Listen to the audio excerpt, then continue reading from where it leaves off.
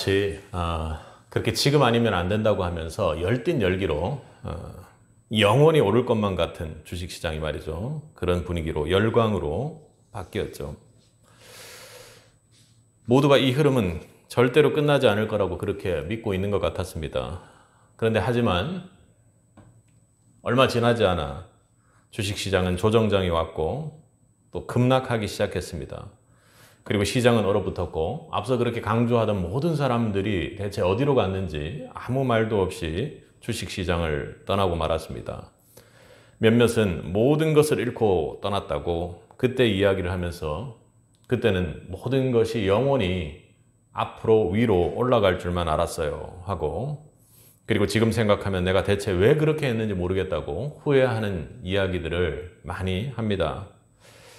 세상은요, 때론 그렇게 보일 때가 있습니다. 이건 뭐 인지 부조화 현상이 아니라 사람들이 모두 한 곳으로 시각적으로 바라보고 갈 때 우리는 거기에 편승해서 그렇게 우리의 감정들을 실어버리곤 합니다. 그리고 지금이 너무 좋아서 절대 이것은 무너지지 않을 것이다 하고 그렇게 희망 고문을 스스로 하곤 맙니다. 그때는 세상의 소리도 많고 소리도 큽니다. 여러분, 그러나 그 모든 것들이 어떤 것이든 이 땅에서 만들어진 것은 결코 영원할 수 없으며 언젠가는 무너진다라는 것을 여러분 꼭 기억하시기 바랍니다. 여러분은 지금 말씀을 통해 항상 말씀을 묵상하며 있습니다.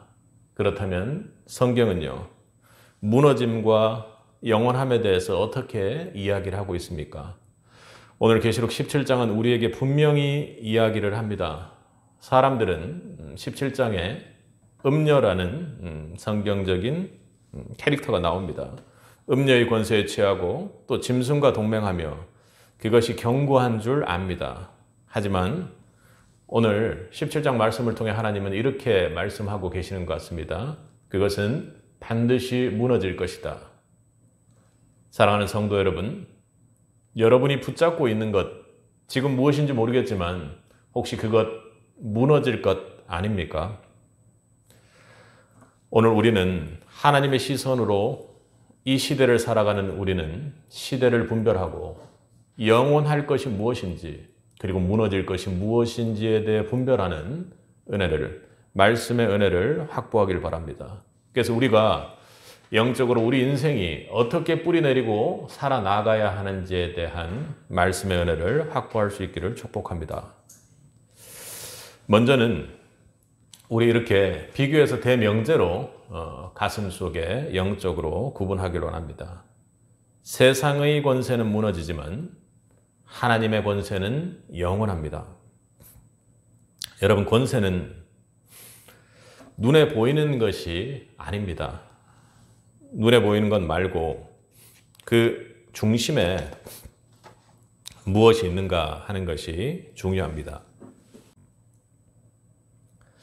그렇죠. 겉보기에는 참 좋아 보여도 우리 중심에 무엇이 있느냐가 권세의 본질일 것입니다. 세상은 경제력과 정치력, 심지어 종교적 영향력까지로 포장을 하고 있지만 그 중심에 누가 있느냐, 어떤 영향이 있느냐를 분별하지 않으면 우리는 그 권세 앞에 무너질 것을 영원한 것 마냥 무릎 꿇고 엎드리고 거기를 따르게 된다는 것이죠. 오늘 본문은 바벨론의 권세, 그러니까 세상 권세가 어떻게 움직이고 있는지를 구조적으로 잘 분석해 놓은 본문 내용입니다. 우리 1절과 2절을 함께 읽도록 하겠습니다. 또 일곱 대접을 가진 일곱 천사 중 하나가 와서 내게 말하여 이르되 이리로 오라. 많은 물 위에 앉은 큰 음녀가 받을 심판을 내게 보이리라. 땅의 임금들도 그와 더불어 음행하였고 땅에 사는 자들도 그 음행의 포도주에 취하였다 하고. 본문은 세상의 권세 구조에 감춰진 실체를 하나님께서 낱낱이 드러내는 장면입니다. 많은 물 위에 앉은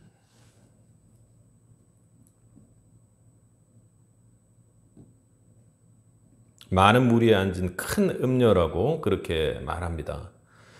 이 구절은 구약의 예언자들이 바벨론을 표현할 때 사용했던 동일한 상징들을 사용하고 있습니다.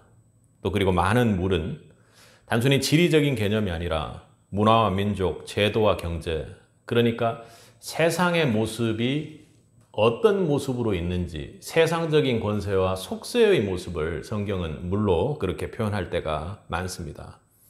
오늘 또 본문에 나타난 바벨론은 단순한 도성을 넘어서 하나님 없이 자율적으로 조직된 하나님 반대편의 인간의 문명이 어떻게 움직이는지를 보여주는 이름입니다. 그 위에 앉은 큰 음녀는 세상의 영적 구조의 정점에 서 있는 거짓의 권세입니다.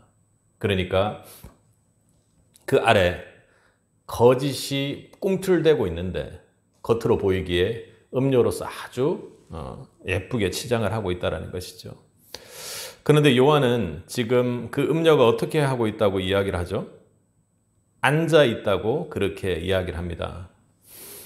히브리적인 세계관에 의하면 앉는다라는 것은 어떤 의미가 있냐면 통치의 상징입니다. 하늘 보자 우편에 앉아 이런 말 똑같은 이야기입니다.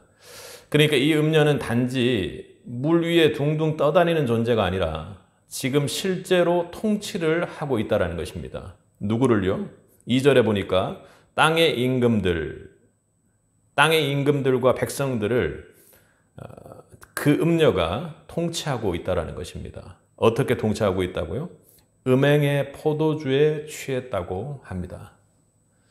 사랑하는 성도 여러분, 여러분에게 주님께서 음행을 저질렀다고 하면 어떻게 답하시겠습니까? 주님이 호세아서에서도 여러분 보듯이 주님은 우리를 너무 사랑한 나머지 우리가 주님 곁을 떠나 세상 속에서 세상과 함께 접붙이고 세상과 함께 생활하고 세상의 논리에 따라 움직일 때 너무나도 사랑하는 연인이 다른 사람들과 음행을 저지른 것과 같은 고통을 겪고 계신다라는 것입니다. 그러니까 이들이 저지르는 것이 주님을 사랑하는 것으로 보면 음행을 저지르는 것과 진배 없습니다. 그리고 또 하나는요. 포도주라는 것이 여러분들이 잘 기억해 보시면 아시겠지만 요한복음 2장에서는 포도주가 참으로 우리에게 큰 기쁨이 되는 기적의 대상이었습니다. 잔칫날 기쁨으로 우리가 포도주를 나누는 그런 상황이었는데 주님께서 그 잔치에 초대되었을 때 어떤 상황이 일어났습니까? 기쁨이 꺾여버리는 상황이 됩니다. 기쁨이 사라지는 상황이 됩니다. 그러나 주님께서 포도주에 충만한 기쁨의 기적을 일으키시죠. 그런데 이들은 음행으로 포도주를 마시고 있다고 하는 것입니다. 그러니 음행으로 그리고 쾌락적인 것으로 하나님 곁을 떠나서 조금씩 잘못해서 죄를 저지르는 것이 아니라 그 음행으로 아주 깊은 쾌락에 빠져서 도저히 나올 수 없는 상태에 이르렀다 이렇게 이야기를 하는 것이죠. 그러니 이건 단지 육체적인 음행이 아니라 영적인 혼합이요 진리가 아닌 것에 마음을 완전히 내어버려서 우리가 성령 충만이라는 것의 반대편에 음행 포도주 충만이다 이런 상황이 지속되고 있었다는 것입니다. 우리 3, 4절을 한번 읽어보겠습니다. 우리 지금 보는 것은 세상 권세의 구조가 어떻게 되어 있는지를 하나님께서 잘 우리에게 시각적으로 보여주시는 겁니다. 3, 4절입니다. 읽겠습니다. 곧 성령으로 데리고 광야로 가니라. 내가 보니 여자가 붉은빛 짐승을 탔는데 그 짐승의 몸에 하나님을 모독하는 이름들이 가득하고 7머리와 10뿔이 있으며 그 여자는 자줏빛과 붉은빛 옷을 입고 금과 보석과 진주로 꾸미고 손에 금장을 가졌는데 가증한 물건과 그의 음행에 더러운 것들이 가득하더라. 아멘. 3절에서 이어에는 짐승 위에 타고 있습니다. 짐승은 계시록 13장에 소개된 바로 하나님의 이름을 모독하는 세력들의 권력입니다. 사탄이죠. 이 구조는 굉장히 중요한 구조입니다. 그러니까 음녀가 위에 이렇게 올라와 타고 있습니다. 그런데 그 음녀의 모습이 어때요? 딱 봐도 어떤 모습인지 상상이 되지 않습니까? 자주빛 옷과 붉은빛 옷을 입고 금과 보석, 진주로 꾸미고 있고 손에 금잔을 가졌습니다. 너무나도 화려하게 그렇게 번쩍번쩍하게 움직이며 누구나 눈에 띄게 그렇게 대단한 모습을 가지고 있습니다. 그런데 그 음녀는 자기 스스로 권세를 가지고 있는 존재가 아닙니다. 자기 스스로 힘과 권력을 가지고 있는 것 아니죠. 즉 세속의 권력 등에 올라탔기 때문에 그들의 권세를 빌려 그는 겉으로 드러난 존재이기만 하다는 것입니다. 그러나 그 위세는 너무나도 강해 보였죠. 사람들은 겉모습을 보며 압도당합니다. 그녀의 모습, 앞서 읽었던 옷, 금, 진주 등은 세상의 영광과 화려함의 총합입니다. 그런데 여러분 중요한 것이 무엇입니까? 가장 중요한 것은 4절 후반절을 보면 그 금잔을 가졌는데 가증한 물건과 그의 음행에 더러운 것들이 거기에 가득하다고 그렇게 이야기를 합니다. 여기서 우리가 반드시 깨달아야 할 것은 세상의 권세가 번쩍인다고 해서 세상의 권세가 모든 곳 위에 서 있는 것 같다고 해서 영적으로 모든 것이 괜찮은 것 아니라는 것입니다. 그리고 더하여 영적으로 중립의 상태에 있는 것도 아니라는 것을 여러분 꼭 기억하시기 바랍니다. 그것은 영적인 거래요, 신앙의 타협이요, 거짓 연합 위에 세워져 있음을 꼭 기억하시기 바랍니다. 그 중심에 있는 이름이 지금 뭐라고 이야기를 합니까? 우리 5절을 한번 읽어보겠습니다. 그의 이마에 이름이 기록되었으니 비밀이라 큰 바벨론이라 땅의 음녀들과 가증한 것들의 엄이라.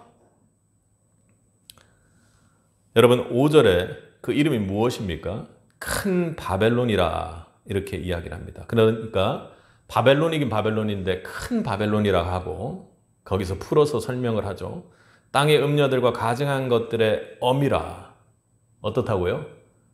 땅에 가증한 것들이 아니라 땅에 가증한 것들의 엄이라 이렇게 이야기를 하고 있습니다.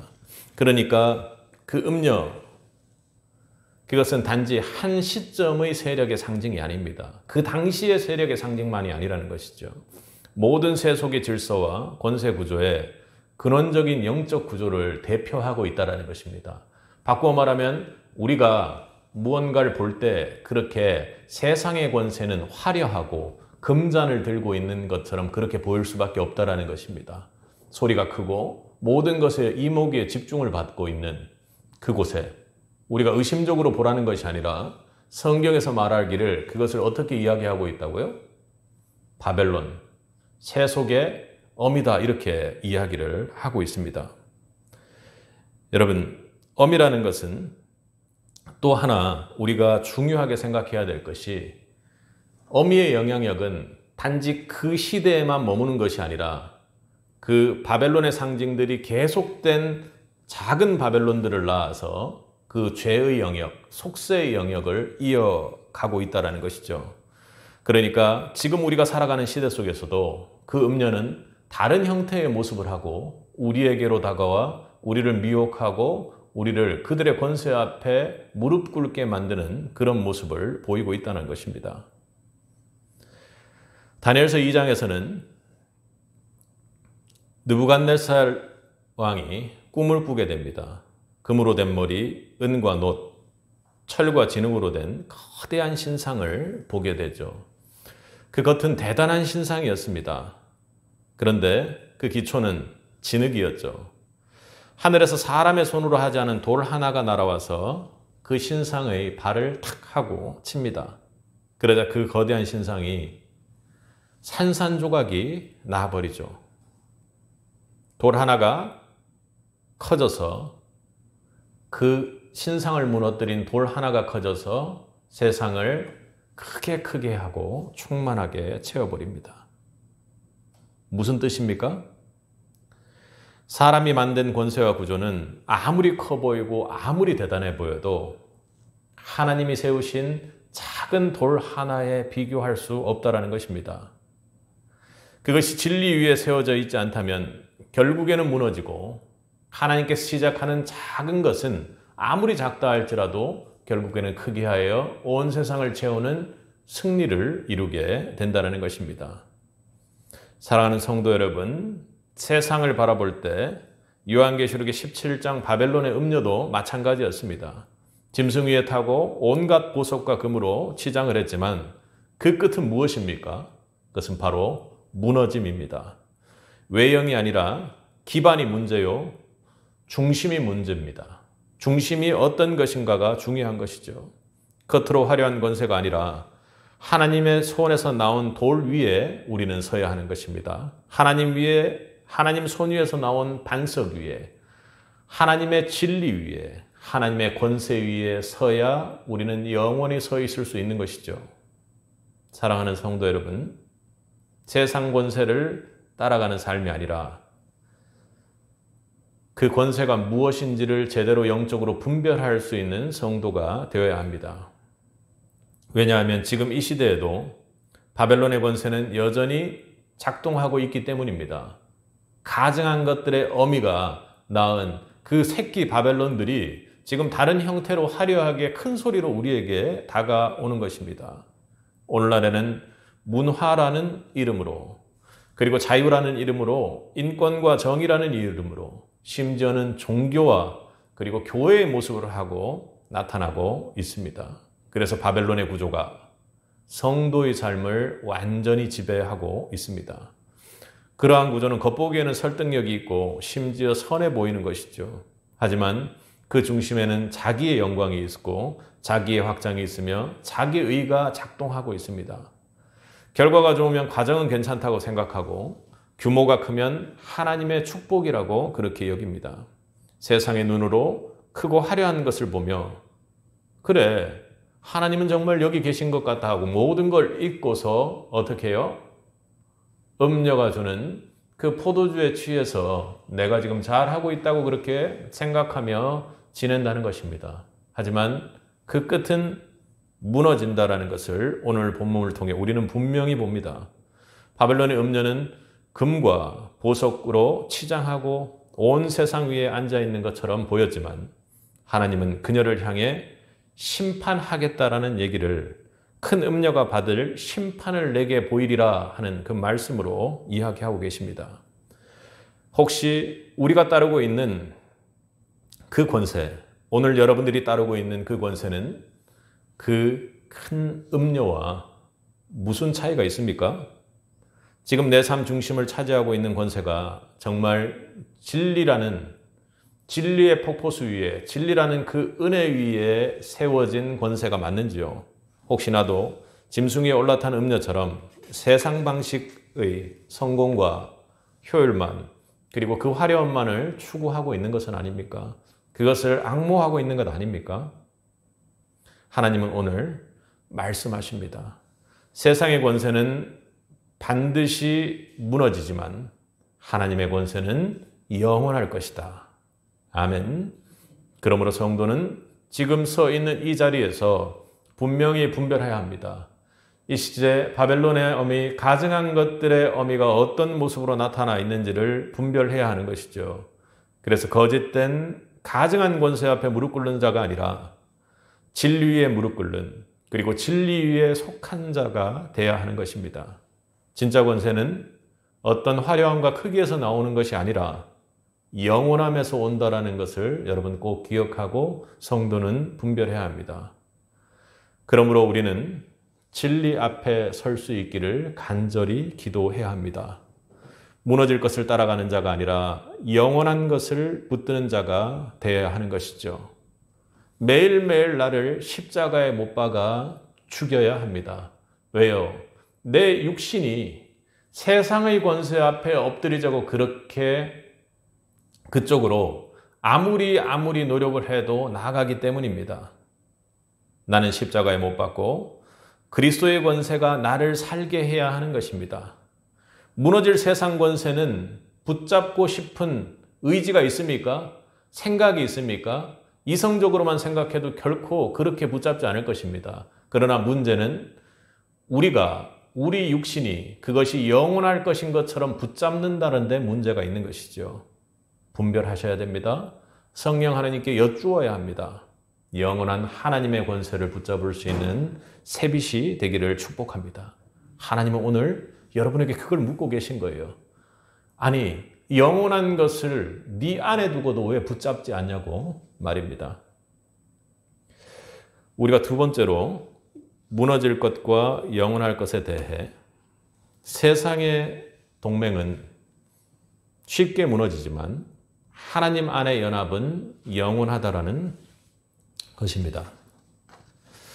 6.25 전쟁이 터졌을 때 많은 교회들이 흩어졌습니다. 예배당은 무너지고 목사님은 피난을 갔고 성도들도 각자 살아남기에 바쁜 상황이었습니다. 그런데 부산에 도착한 몇몇 성도들이 서로를 찾기 시작했습니다. 서울에서 오셨습니까? 다니던 교회가 어디십니까? 그렇게 모인 사람들은 마룻바닥에 앉아 함께 찬송하고 성경을 읽었습니다. 의자도 전기도 없었지만 예배를 포기하지 않았던 것이죠. 그들 마음속엔 불빛이 비치 않는 그곳에서도 한 가지 확신이 있었습니다. 이 땅이 무너질지라도 예배는 결코 무너지지 않는다. 그렇게 시작된 교회가 오늘날 부산에 있는 초량교회라고 합니다. 이 교회는 사람 중심이 아니라 하나님 앞에 서고자 했던 믿음의 연합으로 시작됐습니다. 그 교회 이름이 중요한 것이 아니라 그렇게 모이게 한 하나님의 연합, 성령의 역사가 중요한 것이죠. 조직이 아니라 신앙으로 맺어진 연합이었기에 그들의 연합은 전쟁 이후에도 끝나지 않고 이것이 무너지지 않는 연합의 표본이 되었습니다. 조건이 아니라 하나님 안에, 다른 힘이 아니라 기도의 능력 안에, 다른 우리가 서로 잘 해주었기 때문이 아니라 성령의 능력 안에, 하나님 은혜 안에 그렇게 탁하니 붙어 있었던 것이죠. 오늘 하나님의 사자가 요한에게 음녀의 비밀을 풀어줄 때 설명은 단지 그 여인에게만 그치지 않고 그 여인을 둘러싼 세상의 구조가 어떻게 되어 있는지로 확장됩니다. 오늘은 본문의 세상 구조 확장 속에서 짐승 10뿔의 왕들이 나타나는데 그들이 어떤 성격을 가지고 있는지만 한번 살펴보려고 합니다. 우리 12절을 한번 읽어보도록 하겠습니다. 내가 보던 10뿔은 10왕이니 아직 나라를 얻지 못하였으나 다만 짐승과 더불어 임금처럼 한동안 권세를 받으리나. 우리 3절 하반절에 우리 또 13장에서 봤던 7머리와 10뿔이 있는 그 짐승을 여러분 생각해 보십시오. 그런데 그 짐승들이 어떻다고 이야기를 합니까? 모두 하나의 세력명 안에 묶여있긴 한데 그들은 서로를 이용하고 결국에는 무너뜨릴 존재로서의 모습을 보이게 됩니다. 12절에 참 눈에 띄는 것이 있는데 겉으로 보기에는 10뿔, 10왕 그들의 모습이 대단한 것처럼 보이지만 그들은 다만 짐승과 더불어 임금처럼 한동안만 권세를 얻는다고 그렇게 표현하는 것입니다. 아주 짧고 제한된 시간을 이야기를 하죠. 진짜 연합은 시간을 견딥니다. 그런데 이들은 시간조차 오래 가지 못한다고 결국에는 자신들의 이익을 위해 자신들의 악의 쾌락을 위해 모인 집단들은 결국에는 무너지게 된다는 것이죠. 13절은 이렇게 이야기합니다. 함께 읽겠습니다. 그들이 한 뜻을 가지고 자기 능력과 권세를 짐승에게 주더라. 이 모습은 어떻습니까? 하나 된 것처럼 들립니다. 하나 된 것처럼 들리죠. 여기서 한 뜻이라는 말은 공동체의 신념이 아니라 공동의 이해관계를 이야기를 합니다. 왜요? 그들은 그들의 능력을 넘기잖아요. 그들의 능력을 한 군데 모으잖아요. 이들은 진리를 따르는 것이 아니라 계산된 목표를 향해 자신들의 권세를 넘깁니다. 그래서 통합해서 집중해서 힘을 발휘하려고 하는 것이죠. 그런데 그들의 권세는 자신들이 가지고 있는 능력을 잠시 동안만 무언가 이루기 위해서, 성취를 위해서 일시적으로 모아둔 것이죠. 서로를 이용해 보려는 구조라는 것입니다. 세상으로 보면 무언가 시너지 효과를 한번 내보겠다라는 것이죠. 그래서 겉은 연합처럼 보여도 실제로는 일시적인 동맹에 불과한 것입니다. 금방 그들의 모습이 탄로가 나죠. 16절을 한번 보겠습니다. 내가 본 바 열불들과 짐승은 음녀를 미워하여 망하게 하고 벌거벗게 하고 그의 살을 먹고 불로 아주 사르리라. 어떻게 이야기합니까? 아주 끔찍하죠. 그의 살을 먹고 불로 아주 사르리라. 서로 함께 힘을 모은 것 같았습니다. 권세도 내어주고 한 뜻으로 동맹을 이루는 것 같았습니다. 그러나 결국은 자기들이 필요할 때까지만 함께였고 그 목적이 끝나자 어떻게 해요? 서로를 공격하고 서로를 무너뜨리게 됩니다. 꼭 세상 속의 지금 모습을 그대로 보는 것 같지 않습니까? 이익이 끝나면 정체가 드러납니다. 진리가 없는 연합은 결국에는 파괴적인 동맹이 될 수밖에 없습니다.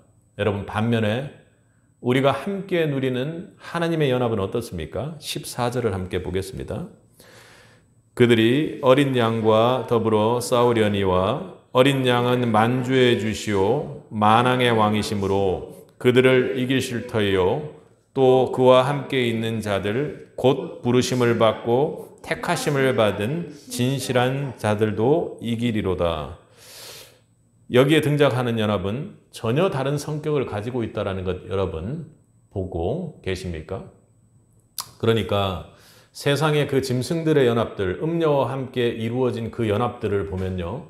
자신들의 권세를 넘기고 우리 세상적으로 생각할 때는 이해가 가거든요. 한 팀이 돼서 하나를 모으기 위해서는 힘을 합치자 이렇게 하고 모읍니다. 그런데 14절에 나타난 그 연합은 전혀 다릅니다. 시간이나 권력의 거래나 이양이 없습니다. 조건도 없습니다. 그런데 하나 중요한 것이 무엇입니까? 중심에 어린 양이 계시다라는 것입니다. 그리고 그분들과 함께 있는 자들의 특징은 어떻습니까? 부르심을 받고 택하심을 받고 진실한 자들입니다. 그들이 왜 진실하죠? 예수 그리스도의 보혈로 덮여 있는 자들이기 때문에 그렇습니다. 그들은 하나님이 불렀고 하나님이 선택했고 예수 그리스도의 보혈로 덮임받은 자들입니다. 아멘. 이 연합은 외적인 구조나 권세가 아니라 하나님과의 관계의 신실함 그리고 진리 위에 선 은혜의 연합입니다. 그러니 조금 더 세밀하게 그 안을 들여보면 결정적으로 이 연합은 이긴다고 선언하고 있습니다. 왜요? 인간이 사람들이 세상 권세가 십시일반으로 자신들의 권력을 모아서 무언가 시너지를 내보려는 권력 구조가 아니라 주도권이 사람에 있는 것이 아니라 어디에 있기 때문에요? 오늘 본문 14절에는 어디에 있다고 봅니까? 그들이 어린 양과 더불어 싸우려니와 아멘 이렇게 말씀을 하고 있습니다. 그러니 그들의 힘의 중심은 어린 양에게 있었던 것이기 때문입니다. 그분은 만주의 주시오 만왕의 왕이신 분입니다. 반면 짐승과 열불은 일시적인 권세를 위임받은 자들 뿐이죠. 하나님 안의 연합은 왕 중의 왕과 연결된 연합이기 때문에 결코 무너질 수 없는 것이죠. 그들이 힘을 아무리 모아 대적한다 할지라도 어린 양 보혈의 능력을 결코 이길 수 없음을 여러분 고백할 수 있기를 바랍니다. 그러니까 세상의 연합은 모든 것이 어린 양 중심으로 되어 있습니다. 하나님의 연합은 모든 것이 어린 양 중심으로 되어 있습니다. 그래서 꼭 보면 뭔가 위계 질서가 잡혀 있는 것 같지만 어린 양 중심으로 되어 있고 어린 양을 통해서 부르심을 받았고요. 어린 양을 통해서 선택받았습니다. 그리고 어린 양의 보혈로 완전히 덮여진 영원한 연합체가 되는 것입니다. 오늘 본문의 짐승들의 연합과 오늘 본문의 어린 양의 연합의 모습을 우리가 비교적 정확하게 상상할 수 있는, 생각해 볼 수 있는 성경의 모습들이 나타납니다. 창세기 11장에서 사람들은 말했습니다. 우리 흩어짐을 면하자. 우리 이름을 내자. 그리고 한 마음으로 탑을 쌓기 시작했습니다.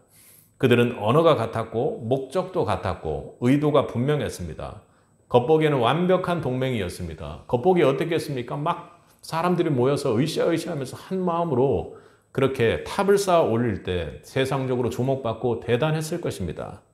그러나 그것은 하나님을 향한 연합이 아니라 인간 스스로를 세우기 위한 연합이었습니다. 하나님은 그들을 흩으셨고 그들의 언어를 혼잡하게 했으며 결국에는 그 모든 것이 무너지게 했던 것입니다.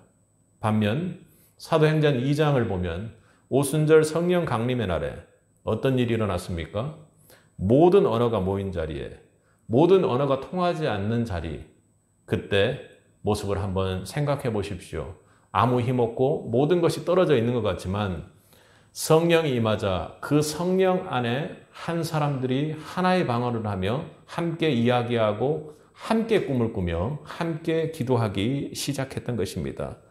거기에 하나님께서 은혜를 더하셔서 교회를 허락하셨던 것입니다. 이것이 하나님 안의 연합이죠. 조건이 아니라 은혜로 맺어진 연합입니다. 인간의 계산이 아니라 성령의 역사로 이루어진 연합인 것이죠. 우리 새빛교회는 어떻습니까? 단 하나 예수 그리스도 어린 양 안에 부르심을 받고 선택받고 그리고 예수 그리스도의 보혈로 덮임받은 자들로 이루어진 연합입니까? 아멘? 아니라면 우리는 짐승과 음녀의 연합 속에 속해 있는 것입니다. 성도가 어린 양 중심으로 하나 되어 연합될 때 그 교회는 영원히 하나님께서 보호하시고 함께 하실 것입니다. 성도는 연합해야 합니다. 동맹을 추구해야 합니다. 그런데 정말 중요한 것은 그 연합 자체에 나타나는 모습이 아니라 그 연합이 진리 위에 있어야 한다는 것입니다. 세상을 이익을 위해 맺어진 동맹들은 단기적으로 이익이 끝나면 무너지게 되고 그리고 그 이익을 나누느라 서로를 죽이게 됩니다. 그런데 어린 양 예수는 영원합니다. 왜요? 그 모든 것의 시작이 어린 양의 부르심으로 시작됐고 어린 양의 택하심으로 그리고 어린 양의 보혈의 능력으로 이어가고 있기 때문입니다. 그 연합은 어떤 경우에도 끝끝내 승리하는 연합이기 때문이죠. 세상은 우리는 연합해야 한다 하고 외칩니다. 그러나 그 중심에 하나님은 계시지 않습니다. 대신 효율이니 생존이니 성경이니 영향력이니 그리고 부흥이니 하는 그런 가치에 놓입니다. 오늘날 교회도 그렇게 그런 구조 안에 쉽게 들어갑니다. 사람 중심, 조직 중심, 정치 중심의 연합, 겉보기에는 참으로 강력해 보입니다. 함께 해야 영향력이 생기니까 일단 성공해야 복음을 전하지 않겠느냐 하는 논리가 그렇게 지속됩니다. 정치적으로도 말세의 갈등이 너무나도 심하고 이데올로기적인 영향들도 참 세상은 지금 많습니다. 그러나 교회가 어린 양을 통해 연합하는 것이 아니라 그런 형식적인 힘을 빌려 교회의 분흥을 깨하고 있다는 것은 그것은 성도의 연합이 아니라고 볼 수 있습니다. 그러니 성도들은 멈춰 물어야 합니다. 우리는 지금 왜 함께하고 있고 우리의 연합의 목적은 무엇인가? 지금 우리가 묶여있는 관계는 그 관계의 중심에 예수 그리스도 어린 양이 있는가 하는 것입니다. 성도는 연합의 형식보다 그 중심이 무엇인지 분별해야 합니다. 여러분 이건 이 시대에 너무나도 교회론에 있어서 중요한 것입니다. 성도는 연합의 형식이 아니라 그 중심에 예수 그리스도 어린 양으로 뭉쳐져 있는지를 보아야 한다는 것입니다. 하나님은 시편에서 그렇게 말씀하셨습니다. 여호와께서 집을 세우지 아니하면 세우는 자의 수고가 헛되며 여호와께서 성을 지키지 아니하면 파수꾼에 깨어 있음이 허사로다. 아무리 교회가 멋지고 화려하고 잘 지어 있더라도요. 하나님을 중심으로 어린 양을 중심으로 뭉쳐져 있지 않다면 그건 하나님의 집, 강도의 소굴이 될 뿐입니다. 하나님의 집이 결코 될 수 없는 것이죠. 그리고 여호와께서 성을 지키시지 않으면 파수꾼에 깨어 있음이 허사로다 했던 것처럼 우리가 어린 양의 능력으로 어린 양의 보혈의 능력으로 진리 안에서 서 있지 않는 교회라면 결국엔 그건 우리가 아무리 파수꾼의 역할을 하고 잘하고 있을지라도 하나님께서 지키는 집이 아니라는 것이죠. 언젠가는 하나님 없이 맺어진 연합은 언젠가는 무너지게 되어 있습니다. 아무리 강력해 보여도 진리가 빠진 연합은 오래 갈 수가 없는 것이죠. 우리 힘을 합친들 무엇을 할 수가 있겠습니까? 짐승과 함께한 왕들은 한 뜻을 품고 권세를 나누었지만 결국 서로를 미워하고 음녀를 16절에 얘기하는 것처럼 불태워버립니다. 욕구로 우리의 육신으로 맺어진 연합은 반드시 무너지게 되어 있습니다. 계산 위의 동맹은 서로를 잡아먹는 모습을 오늘 본문은 참으로 처참하게 보여줍니다. 그러나 어린 양으로 맺어진 함께하는 자들은 분명히 끝끝내 승리하는 역사를 보게 될 줄 믿습니다. 아멘. 지금 우리는 어떤 연합 안에 서 있습니까? 무엇을 위해 함께 하고 있습니까? 그 중심에 진리가 있는지를 묻고 계십니다. 그리고 오늘 여러분 곁에 계신 주님께서 너는 짐승과 함께 서려고 이러느냐? 아니면 나와 함께 서려고 움직이고 있느냐 하고 지금 묻고 계시는 것이죠. 우리 세비세계 어린 양의 권세와 능력을 중심을 붙잡는 그런 연합이 있기를 주님의 이름으로 간절히 소망하고 축복합니다. 세 번째로 무너짐과 영혼에 대해서 오늘 본문은 인간의 계획과 말은 무너지지만 하나님의 섭리와 말씀은 영원하다고 그렇게 이야기를 합니다. 우리 17절을 한번 읽어보겠습니다. 중심 구절입니다. 이는 하나님이 자기 뜻대로 할 마음을 그들에게 주사 한 뜻을 이루게 하시고 그들의 나라를 그 짐승에게 주게 하시되 하나님의 말씀이 응하기까지 하심이라. 아멘. 세상의 메시지는 스스로 무너지게 됩니다. 그러나 하나님의 뜻은 끝끝내 이루어지는 것이죠. 계시록 17장 마지막 부분은 세상 권세의 구조가 어떻게 스스로 무너지는지를 보여주는 동시에 하나님의 뜻은 어떻게 그 모든 무너짐 속에서도 완전히 이루어지는지를 선포하고 있습니다. 15절에서 천사는 이렇게 이야기를 합니다. 내게 말하되 내가 본 바 음녀가 앉아있는 물은 백성과 무리와 열국과 방언들이니라. 음녀는 단지 하나의 세력이 아니라 개인이 아니라 온 세상에 퍼진 영향력의 체계였습니다. 그 구조는 수많은 민족, 제도, 언어 위에 세워졌고 사람들은 자발적으로 그녀 앞에 무릎을 꿇었습니다. 2절에서 그 핵심을 그렇게 표현합니다. 땅에 사는 자들도 그 음행의 포도주에 취했다고 이야기를 하죠.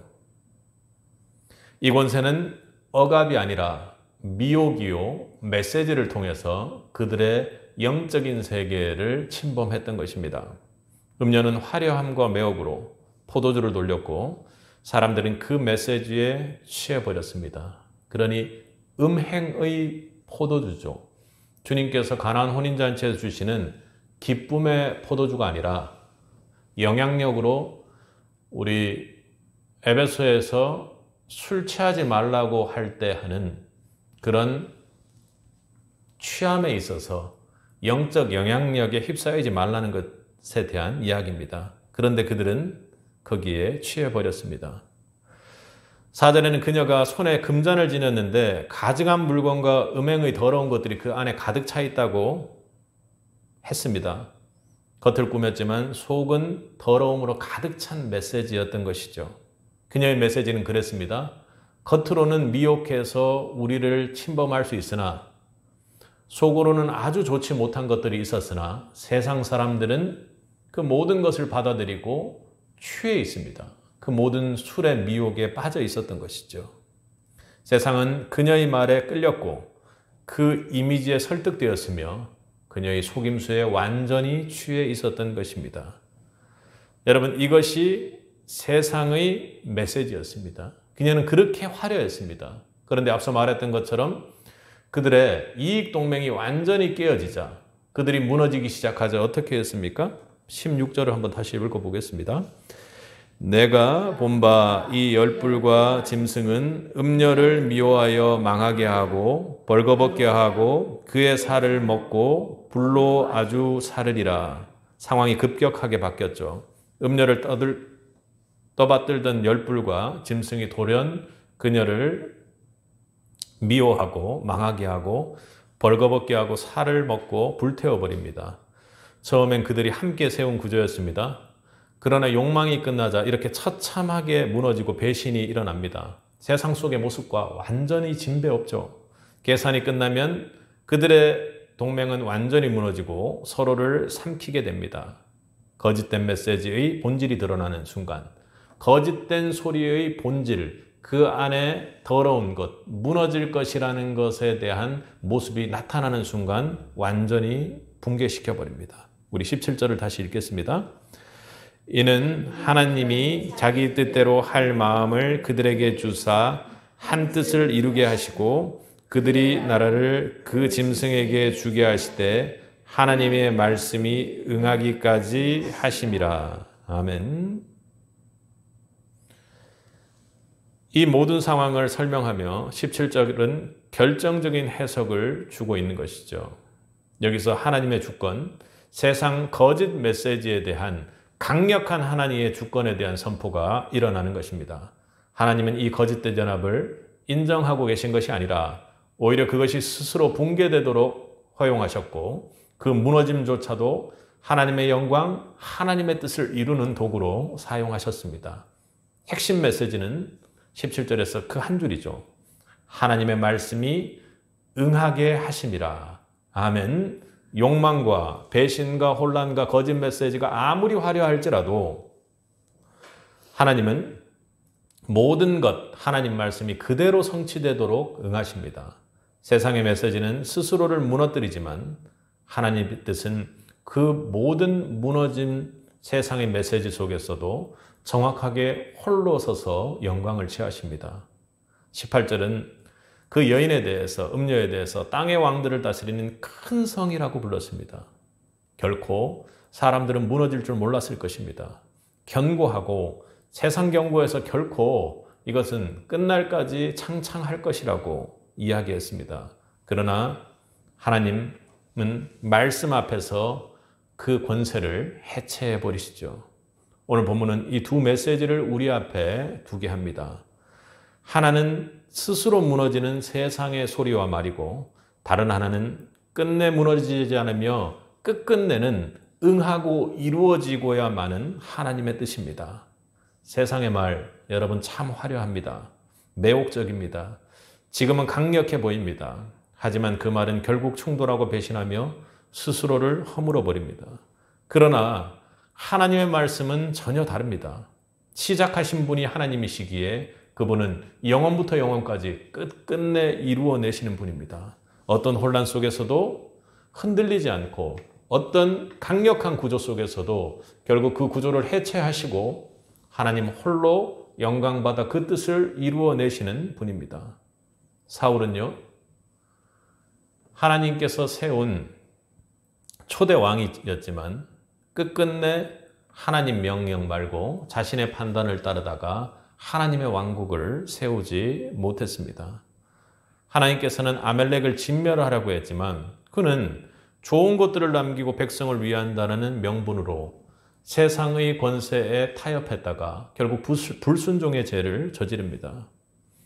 사무엘은 순종이 제사보다 낫고 말씀을 듣는 것이 수장의 기름보다 낫다고 그렇게 했던 것입니다.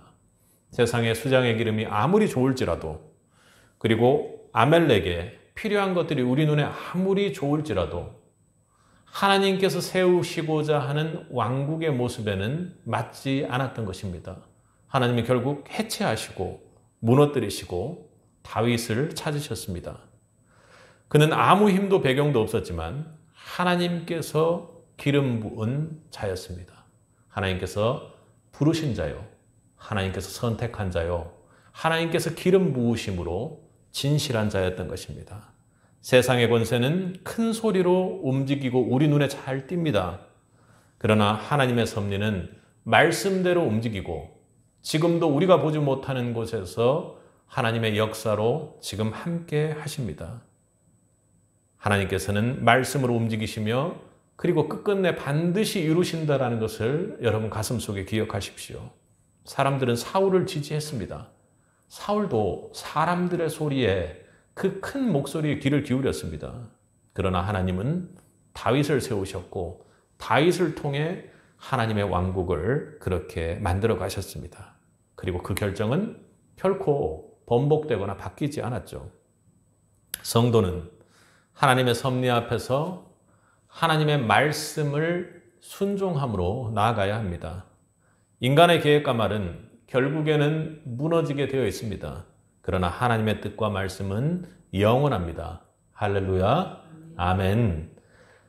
이 시대는 소리가 너무 크죠. 누가 더 크게 말하는가? 누가 많은 사람을 모으는가? 누가 영향력이 있어 보이는가?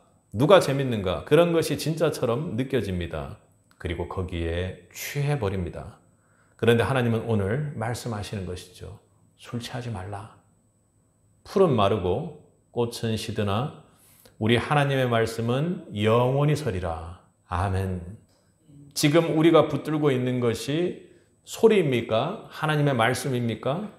우리는 지금 누구의 계획을 따라가고 있습니까? 하나님의 명령과 하나님의 계획하에 따라가고 있습니까? 아니면 사울처럼 내 왕국을 세우겠다고 그렇게 내 계획대로 가고 있는 것은 아닙니까? 오늘 본문은 명확하게 그렇게 이야기를 합니다. 음료도 짐승도 열불도 결국에는 무너지고 말 것이다. 왜냐하면 오늘 본문 17장 1절에 요한에게 환상으로 보여주기를 무엇을 보여줍니까? 큰 음녀가 받을 심판을 내게 보이리라 이렇게 말하면서 하나님의 말씀은 이미 그것을 심판하기로 작정하시고 계획하셨기 때문입니다. 하나님의 말씀은 응하긴 하되 결코 무너지진 않습니다. 하나님의 섭리는요, 우리가 이해할 수 없는 길로 가는 것 같지만 좀 더 화려하고 멋지고 우리 눈에 분별할 수 있도록 알게끔 가면 좋겠다고 생각하지만 하나님의 섭리는 결코 흔들리지 않고 뚜벅뚜벅 우리와의 관계 속에서 신실함으로 일하십니다. 오늘 본문은 그러므로 성도는 지금 이 시대 소리에 휘둘리지 말고 하나님의 섭리를 분별하라고 그렇게 촉구하고 있습니다. 말씀을 묵상하고 말씀에 귀를 기울이며 그 말씀 앞에 자기 위치를 재정비할 수 있어야만 합니다. 결국 살아남는 것은 화려함이 아닙니다. 결국 살아남는 것은 만몬이 아닙니다. 말씀을 따라간 자들이요, 하나님께 선택받은 자들이요, 거기에 순종해 나간 사람들입니다.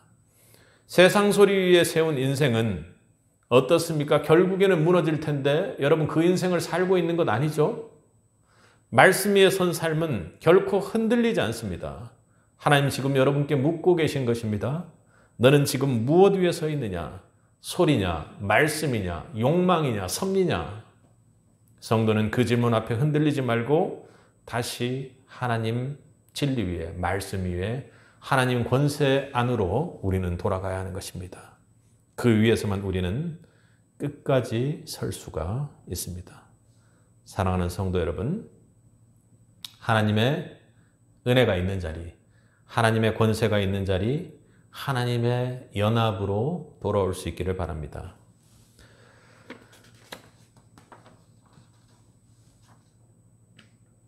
오늘 본문 3절을 보면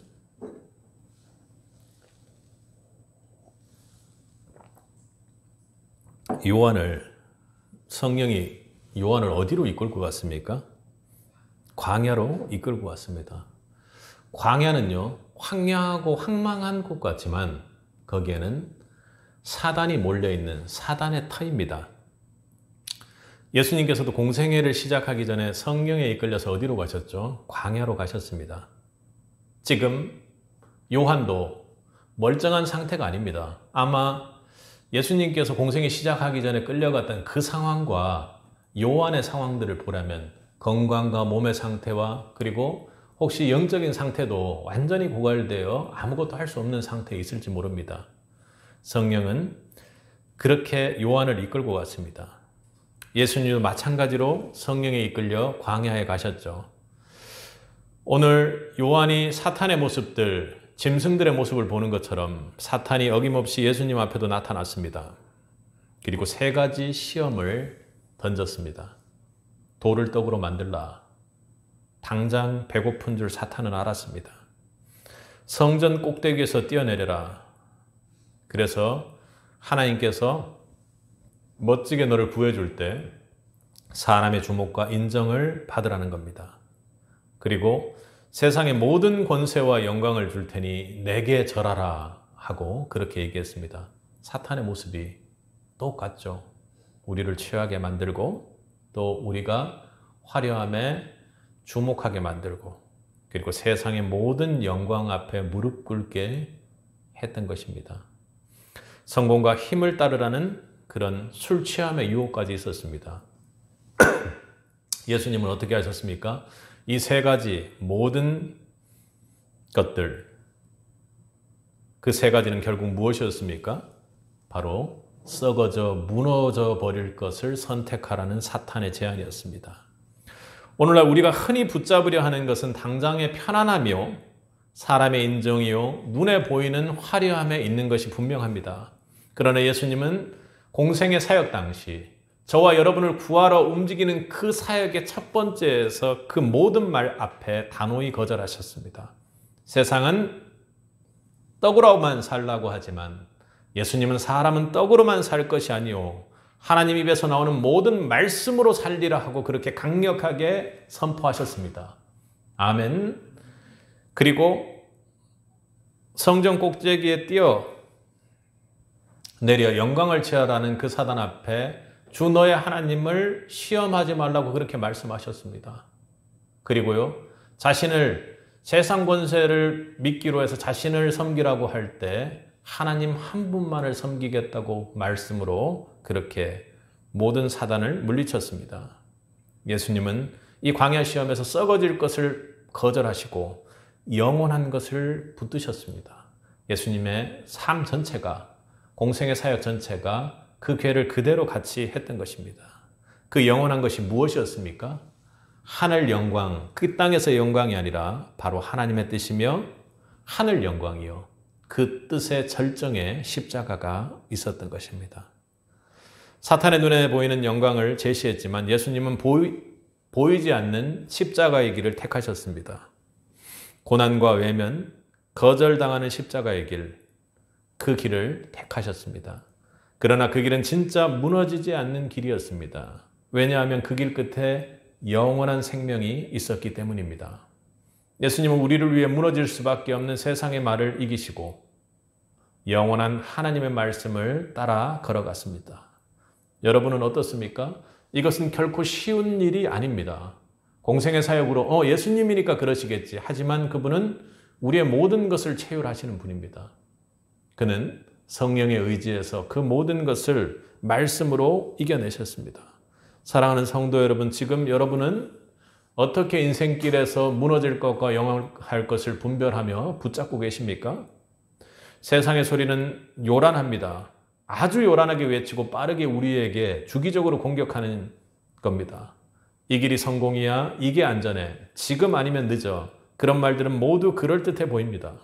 그러나 하나님은 오늘 말씀으로 우리에게 경고하고 계시는 것이죠. 그 말은 결국에는 네가 엎드린 그 소리는 결국에는 너 자신을 무너지게 할 것이고 네 공동체 안에서 서로 공격하게 하며 무너지게 할 것이다. 스스로 붕괴되고 말 것이다. 세상의 말 위에 세운 인생은 반드시 무너집니다. 그러나 하나님 말씀 위에 세운 삶은 결코 무너지지 않습니다. 견고하며 흔들리지 않습니다. 그 말씀이 바로 예수 그리스도며 예수 그리스도의 십자가입니다. 그분의 복음이죠. 우리가 이 무너지는 시대에 절망이 가득한 세상에서 영혼으로 승리하는 삶을 살기를 원한다면 우리의 인생을 어디에 세울지 우리는 깊이 물어보아야만 합니다.